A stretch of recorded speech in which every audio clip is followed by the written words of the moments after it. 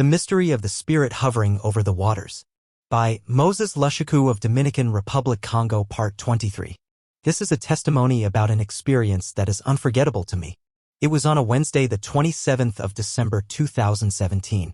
I was laying on the bed according to the recommendation of the doctor who told me to rest because I was not in good health. On that day, everybody went to church and I was alone at home. I had just checked the blood pressure and it was high.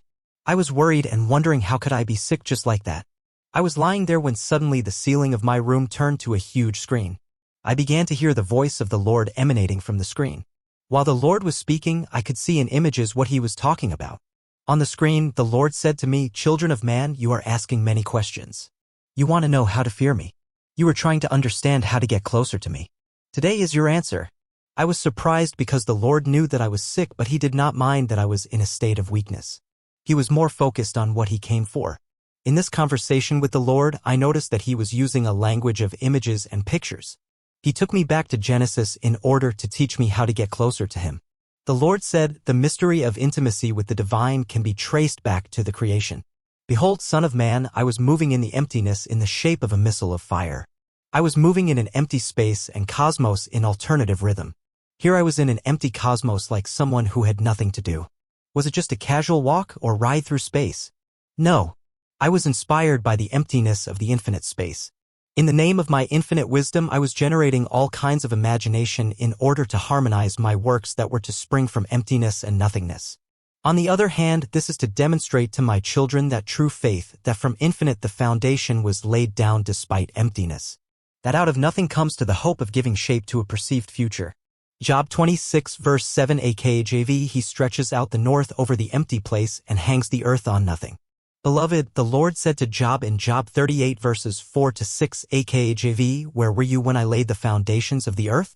Declare if you have understanding. 5 Who has laid the measures thereof, if you know? Or who has stretched the line on it? 6 Whereupon are the foundations thereof fastened? Or who laid the cornerstone thereof?" Psalms 102 verse 25 AKJV. "Of old have you laid the foundation of the earth, and the heavens are the work of your hands. Then the Lord said to me, Now children of man, understand the secret of my trip and movement in emptiness and space. I had to calculate the measure of the universe. I was imagining the matter from which I will center the initial beginning up to my creation. Then I created the great water upon which I took the initiative of moving and hovering upon in order to introduce a determined dispensation. It is written in Genesis 1 verses 2-3 AKJV, "In the beginning God created the heaven and the earth. 2 And the earth was without form and void, and darkness was on the face of the deep. And the Spirit of God moved on the face of the waters." My hovering above the deep is where the origin of the notion of intimacy with me comes from. Closeness to me is a trip that the children of man will have to initiate. Therefore, the children of man will have to understand the essence of my hovering above the great infinite deep. I had to expose and subject the deep water to fire, which is my nature. The deep water had to undergo a chemical reaction that you call evaporation. This must happen as a result of exposure to my fiery and burning nature. Son of man, evaporation must serve you as a lesson so that you can understand that if I were hovering above the water, it is because I wanted to be intimate with it so that I can transmit my energies to it. Then the Lord said, "The intimacy with me means getting closer to me so that you can be soaked with my divine energies, and when my divine energies are transferred inside a man, they will transform his character through the dynamism that will cause him to no longer be subjected to the demand of his Adamic nature manifested through the desires of the flesh." Philippians 3 verse 21 AKJV. "Who shall change our vile body, that it may be fashioned like to his glorious body, according to the working whereby he is able even to subdue all things to himself." John 15 verse 4 "Abide in me, and I in you. As the branch cannot bear fruit of itself, except it abide in the vine, no more can you, except you abide in me." Beloved, once we are exposed to the burning nature of the Lord, his energy will consume the Adamic tendencies and inclinations in us, and the flesh will die. The Lord said, "The one who gets closer to me receives my energies that disconnect him from his inclinations and cravings that are bound to his Adamic tendencies. This is where my force enters the hearts of men to transform them. There will be an abrupt change of behavior and nature in him in an integral way. This is the explanation of my fiery presence above the deep. This is the means by which water will separate itself by evaporation. A part of water from below went through transformation and evaporation from liquid state to gaseous state. This evaporated water mounted to the sky and constitutes the firmament and the heavens. And the water that failed to go through evaporation even after exposure to the heat of my presence will be brought down and used for the creation of the earth. Son of man, understand that the earth is a product of failure in regard to the heat of my presence.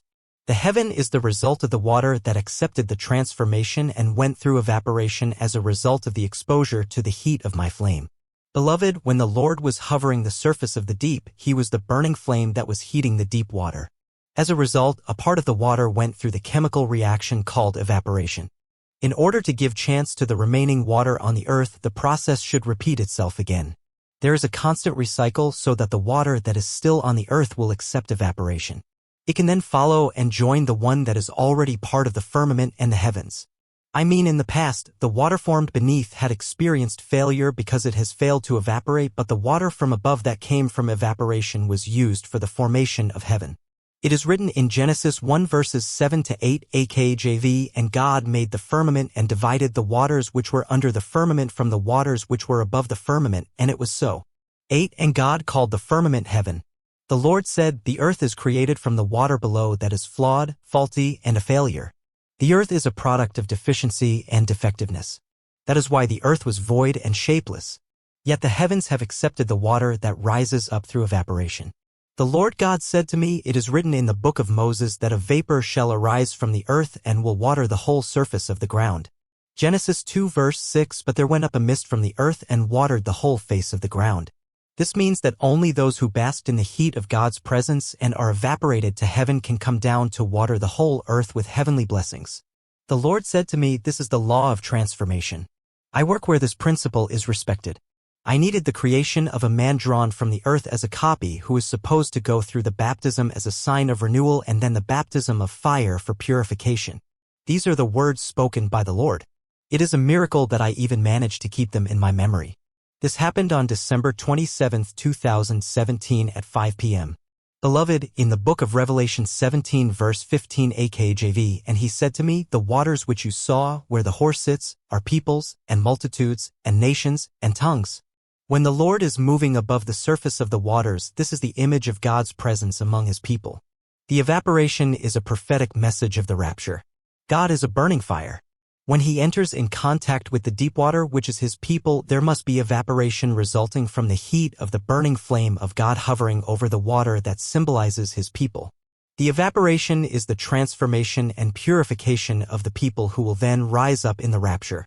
When God enters in contact with his people, there is always a change of state. When he was above the deep water, it evaporated because of his flame. Evaporation is a change of state from liquid to vapor. In order to be caught up in the rapture, we must be exposed to the heat of God's presence, which is the baptism of fire for purification. God's presence, which is a flame, must change our state, just like when the deep was exposed to the burning flame, which is the nature of God.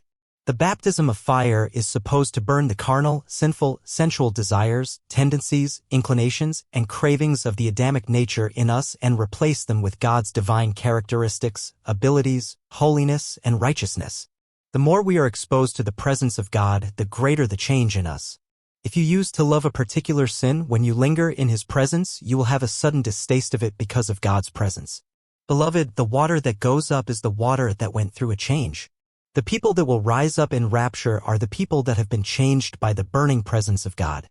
Their Adamic tendencies will have been destroyed through the baptism of fire. We enter God's presence in many ways, whether through prayer, Bible reading, worship. Even preaching and hearing the preaching of God's word ushers us into his presence that will change us. A Christian who is proud, hateful, and worldly cannot claim to be living in God's presence because God's presence causes the change whereby we lose Adamic tendencies. God led the children of Israel through the wilderness. In the day he was leading them by the pillar of cloud, and in the night he was leading them by the pillar of fire.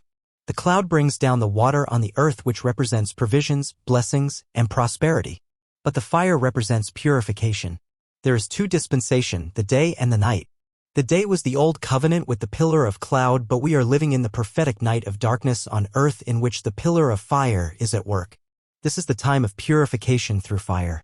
1 Peter 1 verses 6 to 7 AKJV, wherein you greatly rejoice, though now for a season, if need be, you are in heaviness through manifold temptations. 7 That the trial of your faith, being much more precious than of gold that perishes, though it be tried with fire, might be found to praise and honor and glory at the appearing of Jesus Christ. Beloved, the Lord's flaming presence is among his people, but only the water and the people that will accept change will be evaporated and caught in the rapture. For our God is a consuming fire, Hebrews 12 verse 29, who makes his ministers a flame of fire. Hebrews 1 verse 7.